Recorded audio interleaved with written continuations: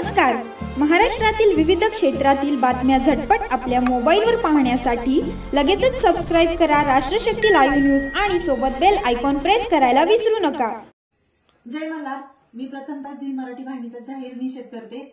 Zee मराठीवर एक नवीन मालिका येत असून एका बंगल्यात एक महिला उभी आहे व तिच्या समोर पिवळे झेंडे घेऊन लोक उभे आहेत व ती त्यांना असं म्हणते की मला मॅडम नाही म्हणायचं, मला अहिल्यादेवी किर्लोस्कर म्हणायचं. वा रे वा, अशा दीड दमडीच्या बाईला काय तर म्हणे अहिल्यादेवी किर्लोस्कर म्हणायचं. दुसरीकडे अहिल्यादेवीचा मुलगा अय्याशी करताना दिसतोय.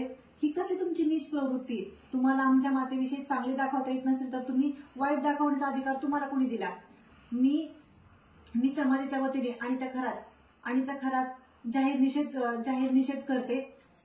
झी मराठीचा जे कोणी या मालिकेची मांडणी केली आहे व हा टेरर त्वरित बंद करावा, या मालिकेत बदल करण्याचे आवाहन करते व अशा नालायकांना सांगू इच्छिते, आमच्या रणरागिणींना